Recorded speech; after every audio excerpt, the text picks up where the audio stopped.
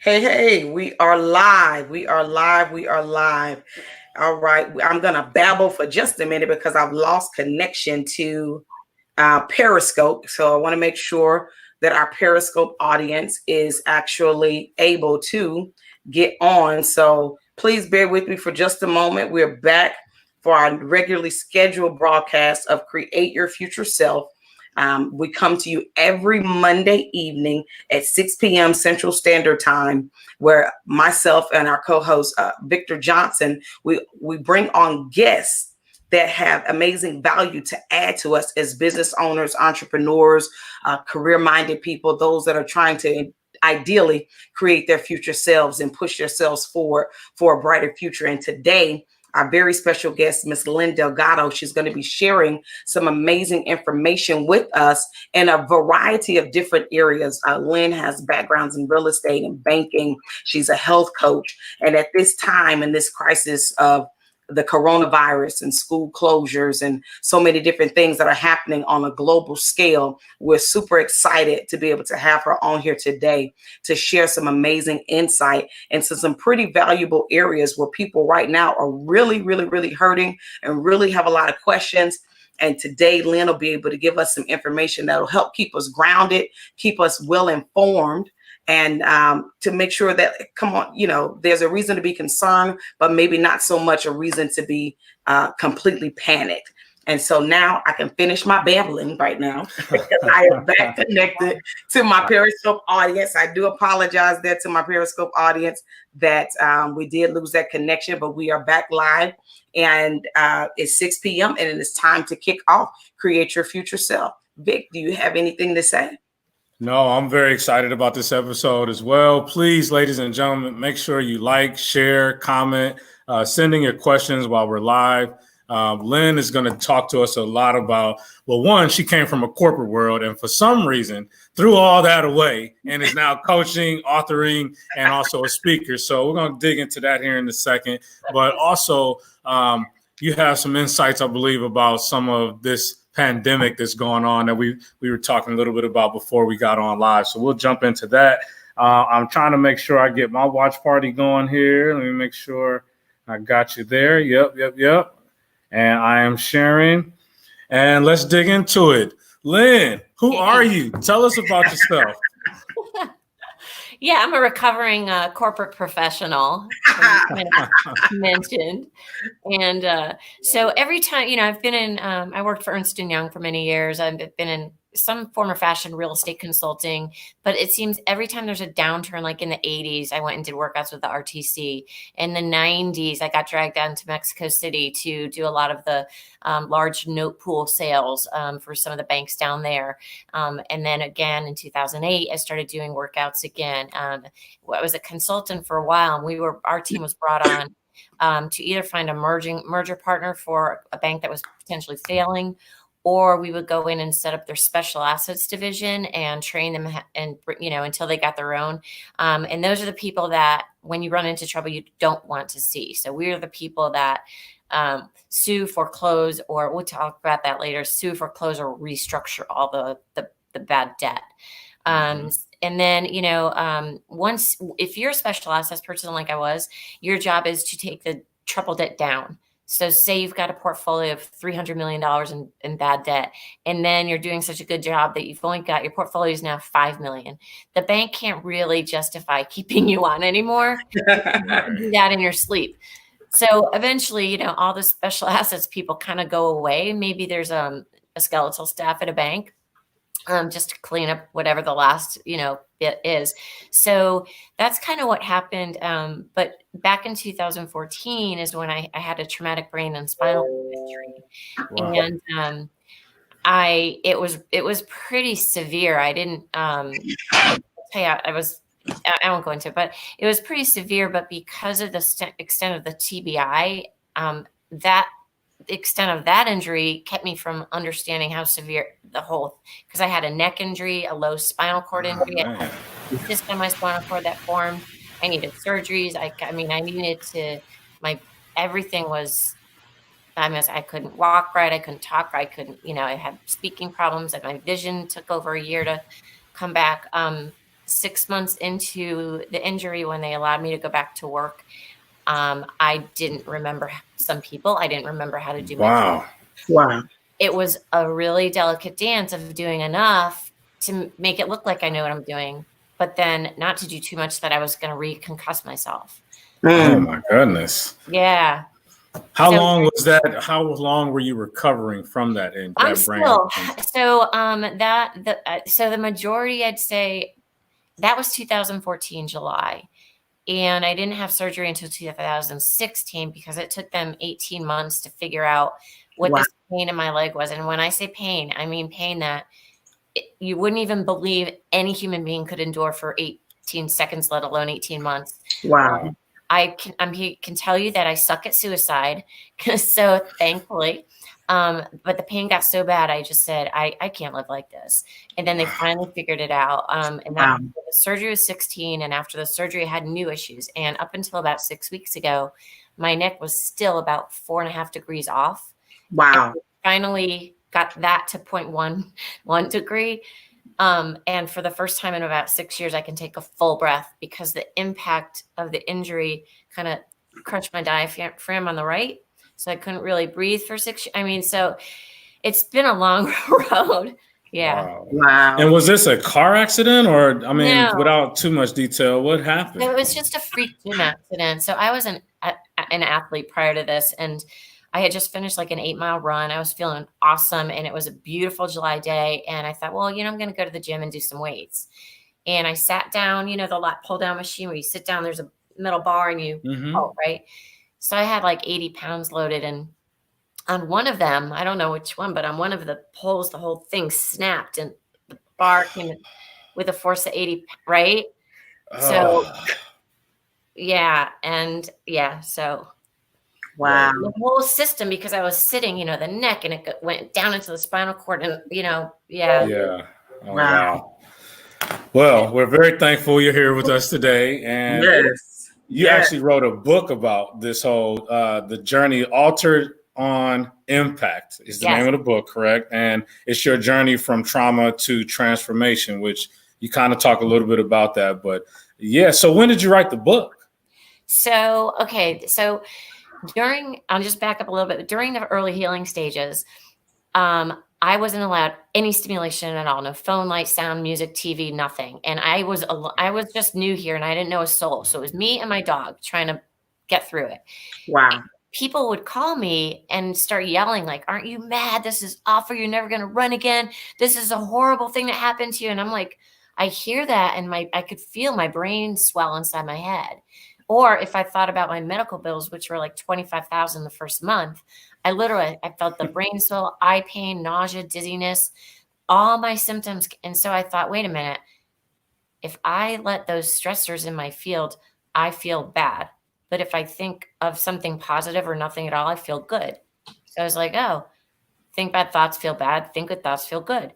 And then I was like, well, I guess I don't have to wait for a bad thought. I can just pick what I want to think about in any moment. And I just started developing these tools over time that led me down this path where I literally became in such this state of bliss and just appreciation. And so 2 years into this whole process, and I remember one day my boss sat me down because it was chaos and there were merger talks and morale was through the toilet. And he sat me down. He said, "What's going on?" I said, "What do you mean?" He said, "I want to know what's happening." I said, What are you talking about?" He said, "Are you looking for work?" I said, "No." He said, "Well, you're just so happy." What? Everything's going on, and like you've been so steady lately, and you're just more productive, and like I don't get it. I said, and then I realized, oh my God, I had done it, because the same crappy job, but I had just changed my perception about it. Right. So 2 years into this, I'm getting to the book, by the way, I'm sorry. No 2 years into this, I turn on YouTube, and there's this guy talking about this horrific spinal injury he had, shattered his spinal cord, and they told him he'd be in a body cast for a year and never walk again. And he healed him. And so he was going on and on and on about all this neuroscience. He was describing why the tools I had developed kind of intuitively worked for me. And when I heard that there was actual science behind why, I thought to that point, I was like, oh, lucky me. I feel better than I ever have, even though I still have this. No, there was science. And so that was like the impetus. I'm like, I can help a ton of people, because if I can feel this good, and there's actual science as to why appreciation helped me heal, because I took myself out of the 2 areas of the brain where you cannot grow or heal. I just became obsessed, and I was like, I've got to write a book, because I think I can really help people. Very That's nice. an amazing story. You went from this freak gym accident you were really at a good place in your field there, and you had a freak gym accident that completely, I would say, immobilized you, even to the point where it was hard to breathe. It took the medical community 18 months to figure out what was wrong with you. But in the midst of that, you had enough resiliency and mental fortitude to figure out how to help yourself while the doctors were trying to figure out how to help you. And oh yeah, by the way, you wrote a book. Well, the thing is, for a long time, I never attached a definition to what was happening to me. And I think that was huge. Yeah. Because if I had said, oh, this is a horrible, but in my mind, I was like, I was just taking it day by day, going, I know I'm going to get through, much like what's going on now out in the world. I'm like, sometimes the fear gets to me, but I've got this knowing that it's all going to be okay. And that's what I want to cling to. Exactly. Even I think we were talking briefly before the broadcast, even with everything that's going on now with the COVID-19, we around the world, this is a global concern. We want to operate with wisdom, but we don't want to operate from a place of fear. And a lot of people around the world are operating from a place of fear and not wisdom. And panic. Yeah.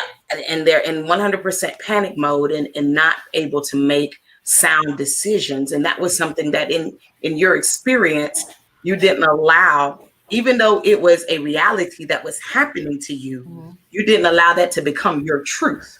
You took yourself to a place mentally where you wanted to live your truth, and you wanted to live a healthy life. And you wanted to live a life that was whole and satisfying and not full of regret and anger and depression. And you took responsibility for that.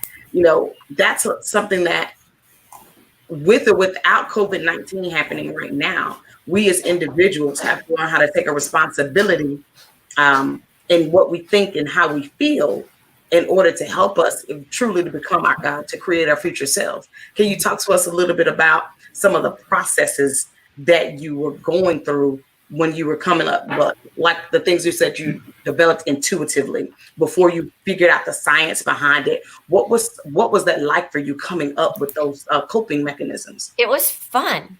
It was just a lot of fun. So the first thing I did was I started really observing when the negative thoughts came in, right? So that's like, I talk about the impact imperatives in my book. There's 6 of them, and awareness is always one. And this, I don't care if it's my injury or your workplace or whatever. Awareness is really identifying, A, what kind of toxic thinking do I have going up here? But also B, what's my current state? What's the future state that I want to become? And so that you've always have to have that awareness. Without it, it's good luck. So then I started doing those exercises about, just selecting, when people would call me and scream and yell and, and I would say, no, I'm going to replace that feeling with a positive feeling.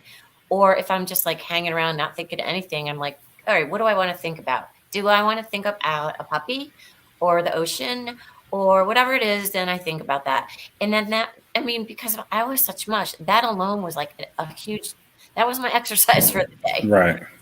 So then once I was able to walk again and go on walks, I would do what I call alphabet soup, where it's like a appreciation rampage. And you start from the letter A, go to the letter Z. I would always thank God or the universe first for, thank you for whatever in my place with, within this. And then I'd go and thank you for, I'd start with A.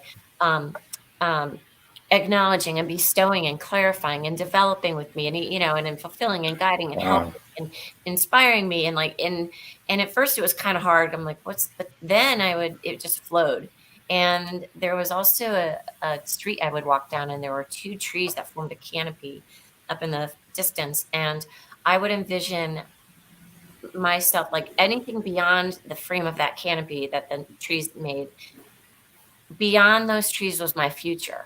And I was walking right into it, and nothing existed from my back behind me. And it was all about, so every day it was all about that intention of trying to figure out that future state you want, general or specific as it is, and then imagining you're going toward it. And I would do this every single day. The awareness, the appreciation, and then I would start to say, like, I want to feel whole again. I was sick and tired of being in pain, and I would try to find that emotion in me and try to match my intention with emotion. Like, you know how people say, I do these affirmations and nothing's working? Because the missing link is always, you've got to find the emotion that's attached with that intention. And then your body records a memory of that as if it's already happened. Right. That's how you trick your body to believe that your future is already here. Yeah. So elevated emotions, curiosity or continued learning, and repetition, those go hand in hand. And what happens is when you're learning something new or whatever it is that support your goal or your trade or whatever it is, you're setting off certain areas of the brain, right? And through the repetition, you're rewiring, you're hard coding in a different way. So it's just like an NFL player doesn't just jump on the field and he's a star athlete. He practice, learn. So, and then the last thing is commitment. I mean, if you just aren't committed to this, none of this is going to work. And some of these are things we do some of the time, but really you need to do all of them all the time. And, but so it just became so much fun. And then when I learned the science, I was like, wow, this is crazy. Mm-hmm. Wow. Go ahead. So Lynn, when you talk about this elevated emotion, I love that because I'm very big on speaking to your subconscious, which I believe is what you're referring to, is speaking to that subconscious and tricking yourself into believing reality has already come to pass or you've already reached fruition in that situation. So again, tying that emotion to something that you already want for yourself instead of just affirming it, but actually tying that emotion. That's super important. I'm so glad you mentioned that. That's a big part of success achievement, whether it's business, real estate, life, career. You've got to be able to not only see it, but feel what that emotion is about on the other end of that result. So that is beautiful. I'm glad you mentioned that.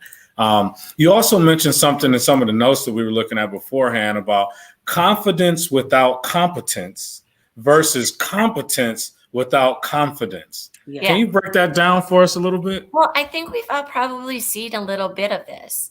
So if you have a lot of competence, but you have no confidence, how far are you going to get?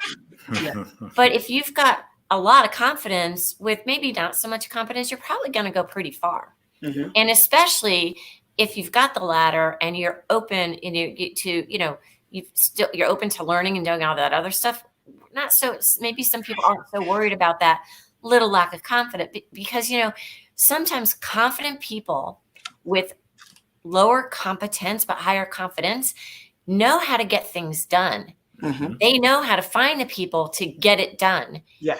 And so that can be even more success, more prone to success, those kinds of people, because of that. So, I think we've all seen that. Yeah, I mean, that's spot on. I think all of us at some point have had a supervisor and wondered to ourselves, how in the world is this possible? But those are some of the most confident, or, if you don't like them, you may have said arrogant individuals that you met, but they've mastered the power of delegating tasks to the people that they know how to get it done. Because they're probably they're probably very well aware of where they fall short. Yeah. And they're good at that. And so, yes, that confidence is king. Confidence is king. You have to have confidence. And I like what you said there about believing there earlier when you were saying when you see the vision, I've got to believe it. If I don't believe it, then those affirmations are pointless. So if I'm confident and I believe in the direction that I'm going, I believe in the path that I'm taking, I'm going to walk it out with confidence, and I'm going to achieve it. And things are going to be attracted to me in a way that will help me achieve what I'm trying to achieve because of the level of confidence that I speak with, or the level of confidence in which I'm committed to doing this thing, whatever that thing is.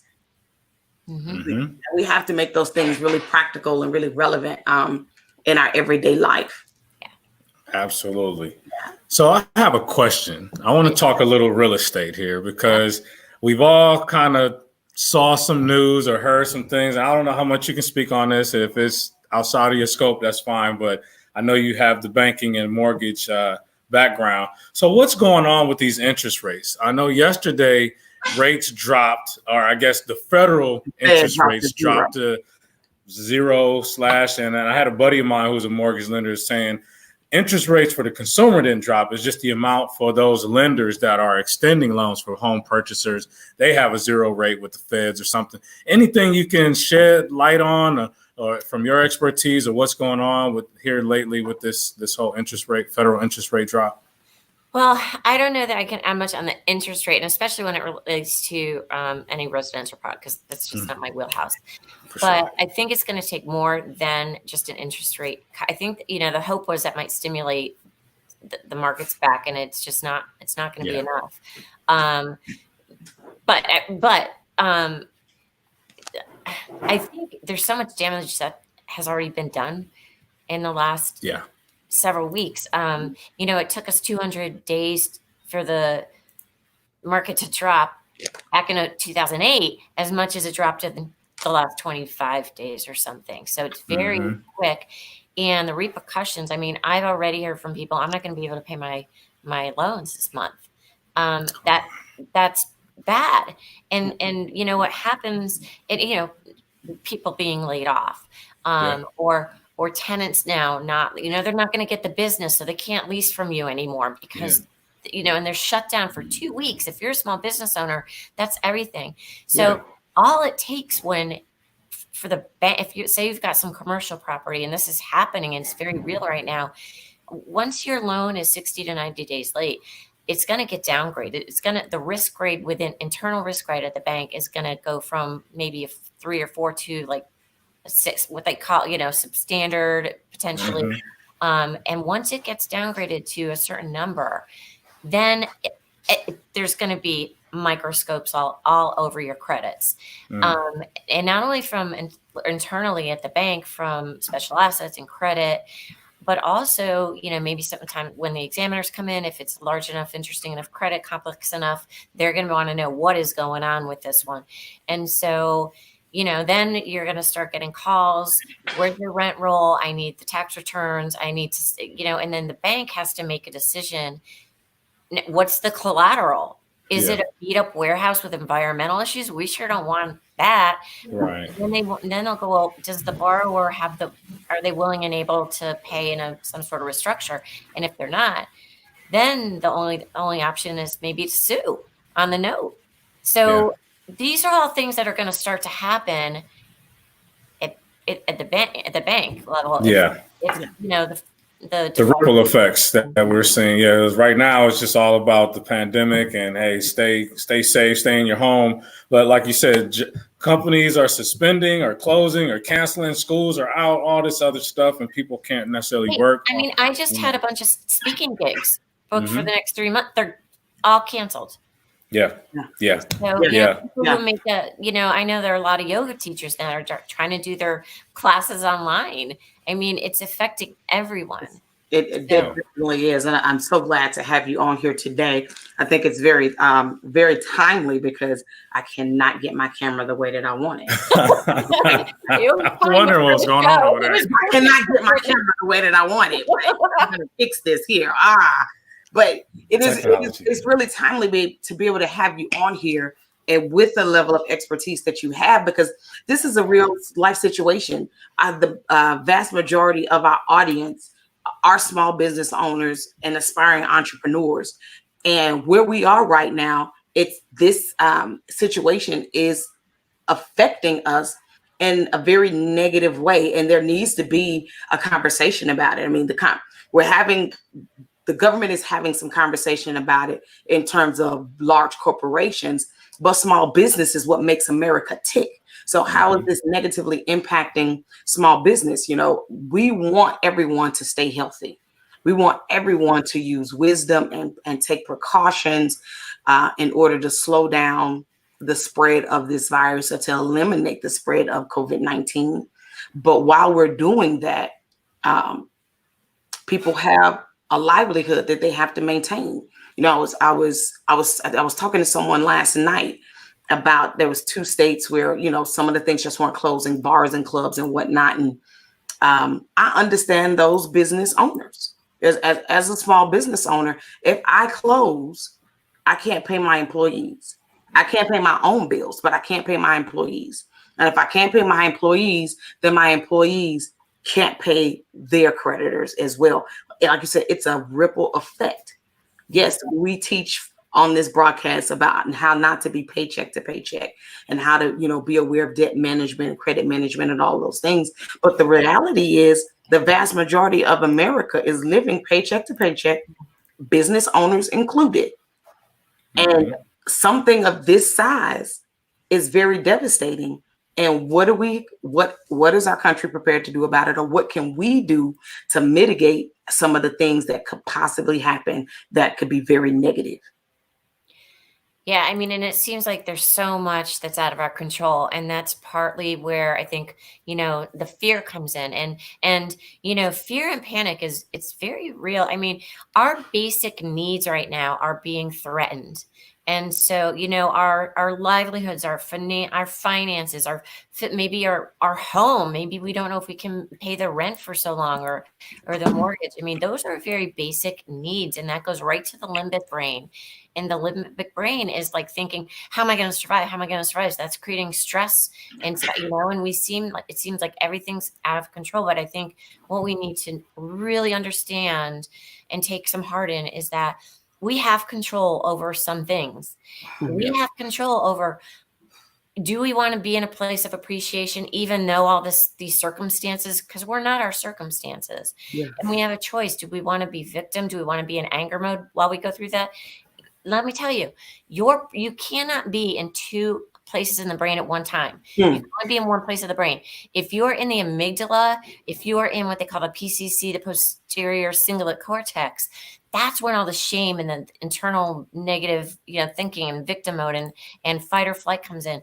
You can't heal and you cannot grow when you're in those areas. So the more you can stay in a place of appreciation, the more you will stay out of those areas of the brain, and you'll be able to better get through the difficulty. So that's one. And then, and also when you're under stress shuts down the immune system because it perceives there's a threat that it has to conserve energy to fight against. And so, you know, you get elevated levels of cortisol and adrenaline, and there's inflammation. Your immune system shuts down. Then you're more susceptible to catch something and have a long recovery. So that's the last thing you want to do in this pandemic is to give into the fear. Recognize it always and say, thank you.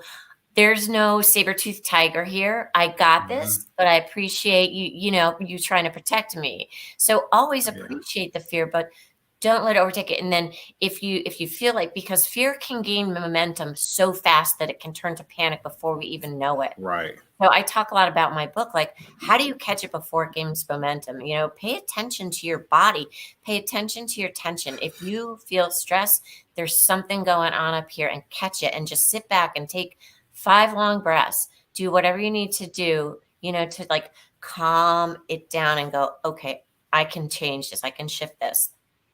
So a couple things to keep in mind. That is awesome. So I want you to go back, and you were mentioning about the amygdala and PCC. What does the PCC stand for again? The posterior cingulate cortex. Okay. And so you talked about people that they need to recognize their stress before they get there. What if they're already there? Yeah. What do they do to get out of that state? Good question. Yeah. So if you've got so much momentum and you are a freight train going this way in 70 miles an hour, there's no way you can turn it around and go so if you are already there and you're under so much anxiety, maybe even despair, you're not going to get to joy. So just understand it's the shift. And so doing breathing exercises is a good thing. Identifying what the negative thinking that's going on is, and then challenging it. And, I've got so many exercises in my book. But so maybe you go from despair and anxiety into relief, right? Mm-hmm. And then when you're in relief, you try to push for content. And maybe that's, you get to content. And then, but if you're on your way out the door and you feel that stress, you've been watching CVNN, this coronavirus network, before you leave, so turn it up. Yeah. But if you know that, I'm getting tense, breathe before you even get out the door, because then you're going to get into traffic and you're going to start thinking about your husband or your ex, and you're going to be cussing people off. And then you get to work and you're like, oh, my job stinks. No, it's this. It's your thinking. Right. You got to just try to catch it. So I would say if it's gaining that momentum, just get whatever relief slowly at a time and don't shoot for joy. But if you just saw something on the news, and so the thing is, and I didn't know this at the time, but acute stress is one thing. You see someone cut you off, you give them the bird or say something nasty and you're over it. But when we keep letting it bother us and bother us and bother, right. That's called the refractory period is the time between the event and when we get over it. So we want to shorten that refractory period as much as possible. When we're in a chronic elevated state of stress, and before this pandemic, you guys, science suggests that 60 to 70% of us are in an elevated stress every day. That is so dangerous, because when you have that every time you think about anything, your body has a chemical reaction. If it's a positive thought, dopamine, oxytocin, vasopressin, these neurotransmitters are emitted. Your body has a good feeling and sends a signal back to the brain. Everything's cool. But when you have the negative thinking, and that prolonged thing is awful, but you get the cortisol, the adrenaline, and then a signal goes back to the brain from the body, and the brain goes, oh no, anxiety, more chemicals. And it becomes like this longer feedback loop. And so what happens when we're in an elevated state of stress is your brain in that state can downregulate genes that trigger disease. Wow. 90%, upwards of 90% of all disease is traced back to stress. Wow. Wow. I'm going to take a small little break right here and welcome all of our new people that have joined us on our watch parties on the different Facebook pages, those that are joining us from Periscope and YouTube as well. Thank you so much for joining us. This is Victor Johnson and myself, Laquita Monley, for our weekly episode of Create Your Future Self. We're coming to you every Monday at 6 p.m. Central Standard Time. And today, our very special guest is Miss Lynn DelGaudio. And she has been giving some amazing, amazing information on how we should be regulating our thoughts and why we should be regulating our thoughts. She's given us some excellent information today also, giving us a broader look at what's happening financially, the trickle-down effects of COVID-19 with the school closures, with businesses having to close their doors to help minimize the risk of the spread of this disease, and what this is going to look like for us as entrepreneurs and small business owners, how this can negatively impact us, and some things that we can possibly do to try to mitigate some of that. But of course, a lot of these things are out of our hand. And we just thank you so much, Lynn, for joining us today and giving us this very great information. If you're just tuning in, please go back and look at some of the comments. I've been dropping in some notes in the comments on some of the nuggets that she's been dropping. So if you've missed it, go back and check the comments. You can always come back, rewatch the video. We thank you to those that are sharing and liking right now. Get this broadcast out, because we need to hear this. not just from a COVID-19 perspective, but from an everyday perspective. She just gave us some statistics right now of how many people did you say on average are living in that high level of stress? And this is without COVID-19. Before COVID-19, it was 60 to 70%. That is the research says. So I imagine that with this, it's a lot higher. Yeah, for sure. And then you also mentioned 90% of diseases can be traced back to stress, basically in some form or fashion. Yeah. And you've dropped so much good information. And one of the things that I wanted to kind of comment on, and I've actually spoke on this myself, about your morning routine. And if you're waking up and, as you refer to it, watching CVNN, which is, become this COVID-19 news network or whatever. But if you're watching that, even before this, when they're talking about who got shot overnight or who got broken into, and if that's how your day is starting, you just started your day at a disadvantage. So you've got to do things like maybe, meditating. It's one of the things I do big. I'm very big on that. 15, 20 minutes before I invite the world in, I've got to do some meditation. And one thing you mentioned, and I want you to make sure you mention where people can get your book, Altered on Impact, because I believe you have some exercises that people can do to get out of those stressful states, right? Yeah. So let's talk about that now. Where can people get the book? How can they follow you? And we'll do this again towards the end of the show as well. Okay, so here it is. I don't know if there's a glare or. There you go. Perfect. There you go. Impact, and you can get it on Amazon. I think it's probably on Barnes & Noble and a couple Indie Bound. There's a few. It's out there, but Amazon for sure. Okay, and your website? DelGaudio.com, and I'm also on Instagram, Facebook, LinkedIn. I can't do Twitter. Me either. Good. We have that in common. Very good. Very good. I love that. So let's transition just a little bit. I mean, it's all the same. It's all mindset, mentality, your approach to doing things. We want to talk to some real estate investors out there because both Laquita and I are both investors. We buy properties, fix them up, rent them out, sell them, whatever the deal is. And there's some people now that might be thinking about getting involved in investing in real estate because their job suddenly has become something they put on hiatus. Maybe they can't go in anymore, and they're just starting to think a little bit more about, well, I need some extra cash flow coming in, more streams of income. And, if you could talk to those aspiring real estate investors about what it takes to be successful, are there 2 or 3 things that you would recommend for them to get started and the mindset that they need to have? Yeah, I mean, you definitely need to have belief, right? So you've got to have that winning mindset. You've got to have some sort of resiliency because these things are going to happen. These downturns are going to happen, right? You're going to have to overcome. Get curious. I mean, you're going to have a lot to learn. And, you want to understand the real estate law as much as you can. You want to understand, like I was just talking about, what happens when a loan goes bad at the bank, because that might happen too. Understand that. It's a lot of work. And I think a lot of people don't realize how much work it is.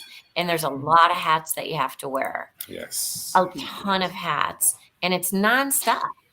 Yeah. So, I'm coming from now my health coach side. I always say, make sure that you do have that great morning routine. Do whatever it is that you need to get that, like I call it the mind style, because just like a healthy lifestyle, we have nourishment and we have other things for our lifestyle. We need the same nourishment in our minds, the same exercise, the same nourishing thoughts and thought patterns. I'm trying to think of some good resources. I guess, oh gosh, where do I start? Because study, go out and, listen to whoever those experts are out there that have been successful and see what that, And Laquita, that's right. Yeah. And what have they done? And, do you know how to do your due diligence? Do you know what's involved in due diligence? That's a big thing that a lot of people just fall short on. Yeah. Right. And do you understand, like are you a financial person, or are you going to have, you've got to understand those variables that go into putting all those financial statements together. If you're not going to put them together yourself, that's fine, but you need to understand what it means. Yep. Right. So there's a financial component aspect. And we always talk about that on here, is like building that power team. Like, you're not going to be able to do it all. You're not going to be able to be everything to everybody and every tenant and all these type of things. So you find people that are experts in those areas or highly qualified in those areas and add them as part of your regular team. Absolutely. So that you do have those people. I mean, like your advisory board, you should have, your GCs, your general contractors. Okay, I'm looking at this property. We ran these numbers. Hey, I need you to look it over. You're a little bit more in tune with what type of rehab we're proposing for this, or like you said, definitely a banker on your side or a lender that understands, what is this going to look like? What's the best exit strategy? All those type of things are super important. And so I'm glad you mentioned that. That's something we harp on weekly, is building the right team.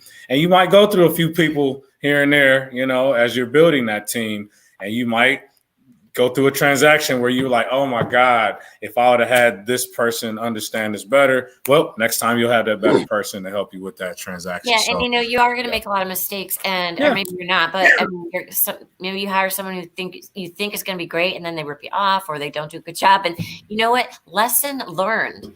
Yeah. And thank goodness, because they're an angel in disguise. But I remember when I left the bank to start doing the author, speaker, coach thing, and I was like, oh, this is going to be so much fun. And I'm a finance person, I'm a business person. This is going to be so easy. Man, was I wrong. Yes. I was like, this entrepreneur crap is for the birds. I'm going back to the bank. It's hard. But I had to get real honest with myself about what I can and cannot do. What is really wasting my time right now? If I stink at marketing myself, I'm going to get someone to help me. If I know that I like in my healing, I knew I wanted what my future vision of myself looked like, right? But maybe I had a vision of what my new career looked like as an entrepreneur. But did I have a tactical plan how to get there? No, because I had never done this before. Mm-hmm. So it's like really getting honest about what and asking people, I don't even know what I don't know. What am I missing? Am I missing what? So anyway, very good point. Mm-hmm. That's awesome. That's awesome. One point that I would like for you to reiterate, especially for those aspiring real estate investors, since that's where we are right now, the process. What happens in a climate like this, and let's say you're not 100% prepared, you're a new investor, or you've been doing this a while, you're just not ready. At that process where you were talking about, when individuals come in, such as yourself, to assess those loans, what does that look like for the investor behind the scenes? What does that look like for that loan, the person that has to pay that note, when their note is being scrutinized because they can't make payment? Right. So they're looking at a lot of different things. They are looking at your loan to value. That's one of the indicators that's, looked at a lot. They are looking at your past due history. They are looking at your guarantors. How do you have any guarantors? If so, how strong are they?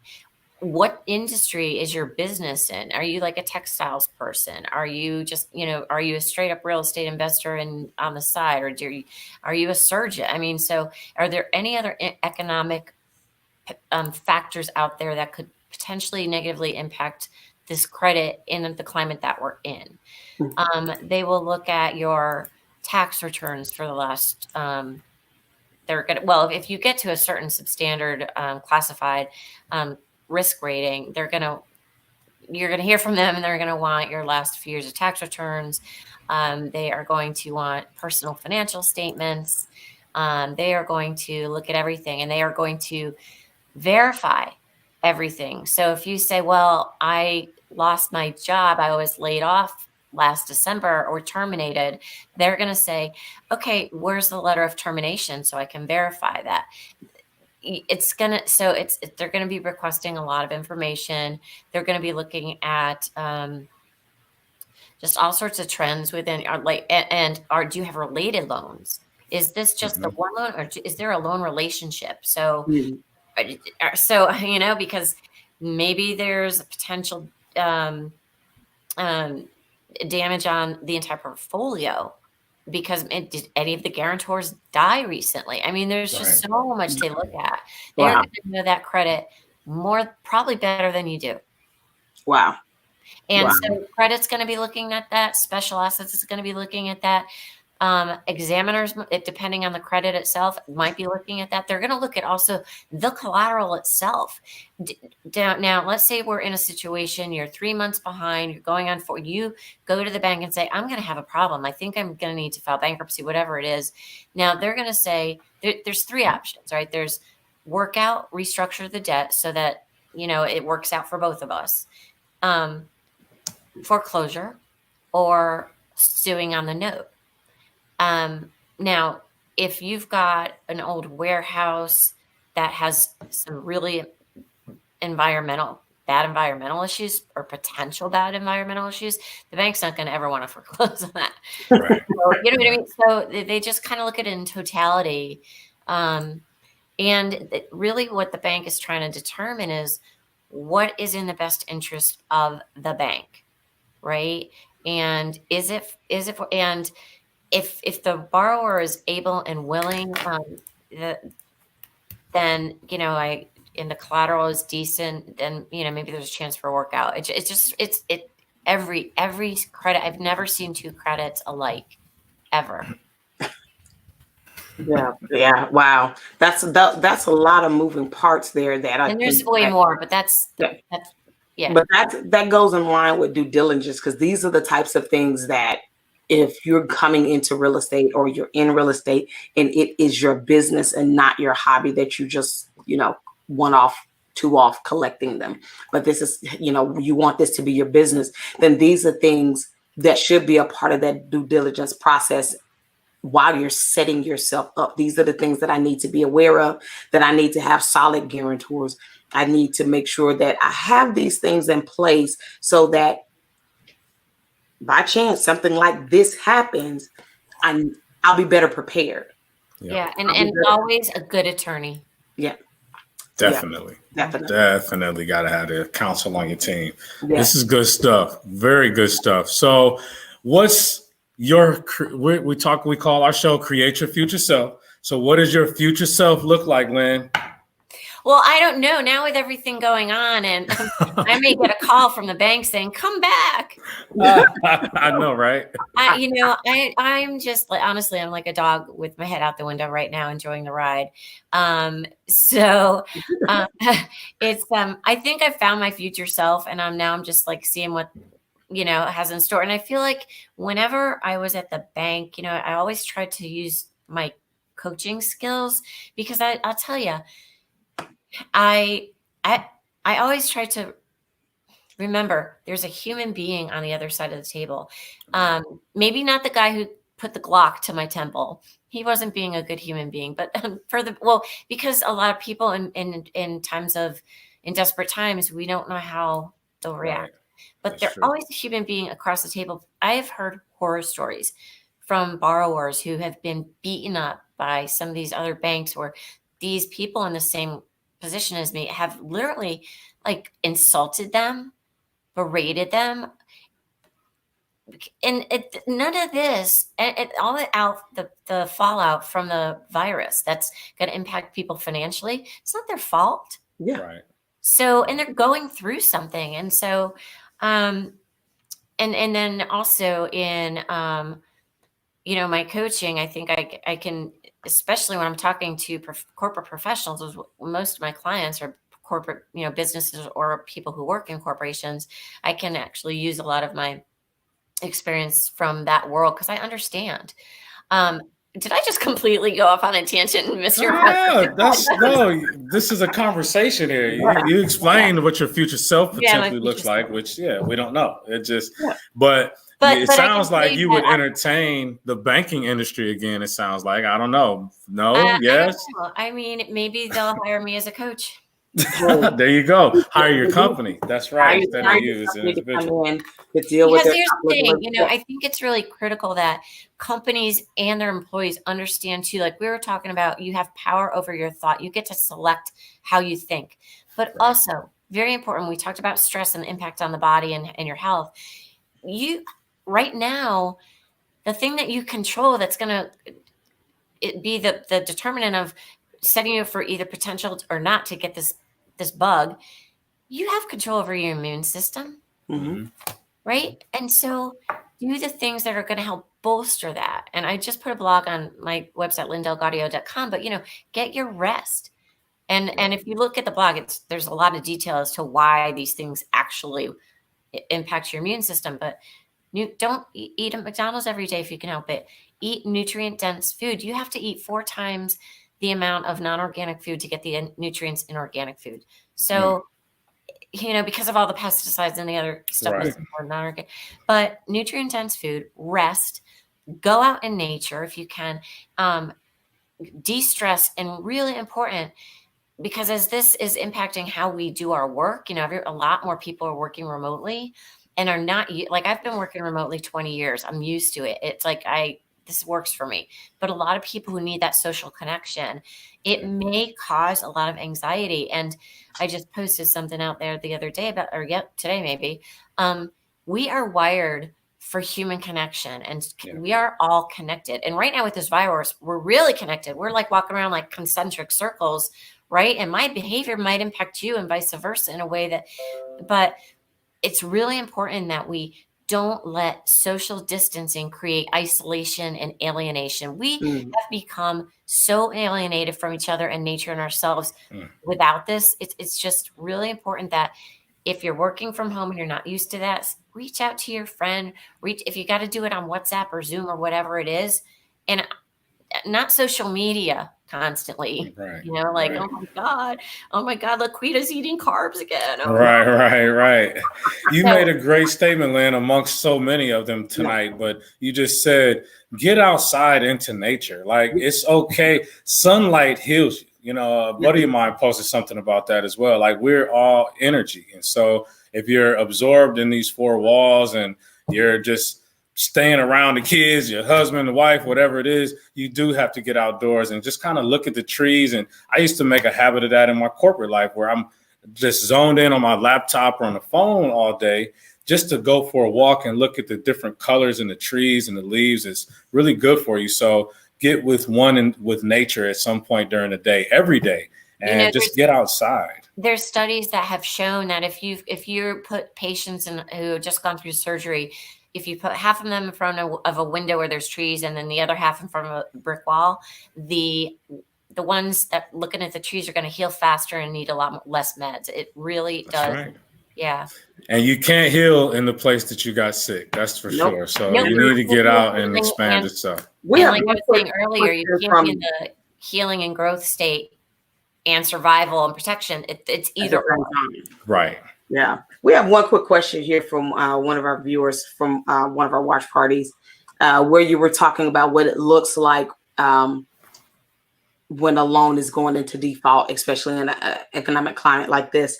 And this is pertaining to a church purchase or a church refinance. When you're dealing with nonprofits like that, and they're in default or not doing very good on their loan in this type of economic climate, because their income is all donation based. Do they experience that same process as, say, me and my warehouse or me and my coffee shop? Yeah. Exactly. Wow. That's a great answer. Yeah. It is really tough. I've worked with a lot of churches, and it is so tough. And a lot of times the paperwork isn't really in order, but the memberships and the tithes just they plummet, and it's so hard. But yeah, they'll go through a similar process. And yeah, it's just and some banks are okay. I mean, every bank has kind of a different their policies will differ a little bit, but it's the same. It's the same process. It's still a business at the end of the day. The bank wants their money, or they want the property. So I guess I think this moment, 60-second moment, if you're on here and you're a person of faith and you attend a church or whatever your faith system is, in order for them to make their mortgage, we have to give. You want the building to be grand and have all of the facilities you want for your child care and for youth and for all of these things that we want. Though we're in this time of economic crisis, if we're not giving so that they can then pay the bills, then the place that we go to for refuge and to be rejuvenated, because a lot of people, even myself as a believer, attending services is a thing that's healthy and healing for me. That's a place where I go and de-stress. That's a place where I go meditate and pray and worship. So if we don't want those doors to close, we have to position ourselves in a place of giving. I will say, like, sometimes banks don't want to take back a church. So sometimes if you think there's another way that you can generate money, if there's maybe some sort of events, or maybe there's a church down the street that might want to buy you or merge, maybe has overflow that can go to your church or something, so they might do what a forbearance agreement.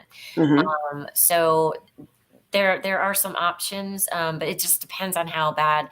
Sometimes you want to, if you know there's a problem, but you think it's, you might want to get out there early, because believe me, if you don't say something, they're going to find